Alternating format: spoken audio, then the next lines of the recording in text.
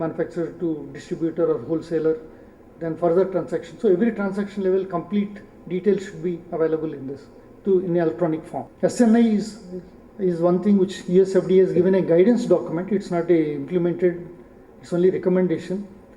This contains the serial number index which contains the NDC number plus the random number. So this is not yet to be implemented. And RFID is another radio frequency identification tag. Normally this is also implemented in a pallet level, in the distribution level, to have the inventory, stock inventories, but not at a unit level because it's very costly again, RFID for implementation, and also requires special equipment to identify, or a 3G phone. The advantages are high-tech and secure against copying, capable of remote authentication via phone or internet.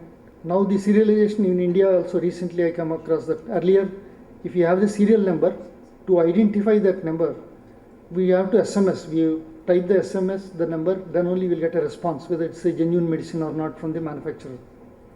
Today the technology is, if you scan that through mobile, that itself it will trigger and give a message back that it's a genuine medicine or not. You need not SMS that number again. So capable of remote authentication via phone or internet, can be accessible to authorities and investigators, facilitates recall of defective product. We can also have a supply chain advantage in this, how the product is moving. And disadvantages, significant cost to implement at the line level itself. For each line in packaging on Dr. Reddy's, we need to spend around 20 to 30 lakh rupees per line to have the complete e-pedigree implementation. So it's a very costly affair. Maybe vulnerable to hackers. There are anything they can do in the software.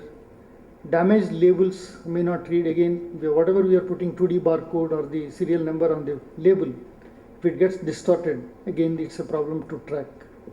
And needs harmonization of standards. World over, still there is no harmonization of standards. Europe wants one standard, US is another standard. So each country, if we have a harmonized standards, it's much easy for us to implement across for all products. That is yet to come. In China, they are giving their own serial number. We have to get the serial number and then print that serial number. So anti-counterfeiting strategy, there has to be a policy guideline by each company. And team collaboration, it's not only a packaging development responsibility, it is to be marketing, manufacturing, quality assurance, sales, legal department, everybody has to involve in this. Top level commitment is very much important, because then only the implementation will happen.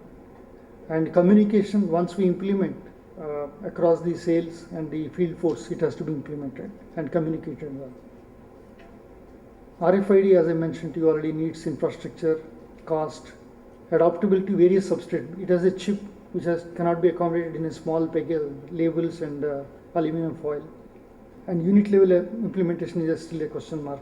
So product level also, there are like capsules, if you consider, which can be seen through blisters. There is a 4-color printing which has come, brand shield printing, which can be done only by 1 or 2 manufacturers across the world. So special size capsules can be adopted, engraving on capsules, special shaped tablets. So these are some of the things. And incorporation of physicochemical identifiers into solid oral dosage forms is already allowed by US FDA. There is a guidance document issued for this. So conclusion, no single solution is effective. We should have overt and covert measures. Overt can be seen by a customer. Covert measures are for authentication for the manufacturer and the investigators. And they are essential because investigators and customers in identification of counterfeits works as a deterrent. Why the counterfeit measure is, anti-counterfeit measure is to deter the counterfeiters to imitate the packaging.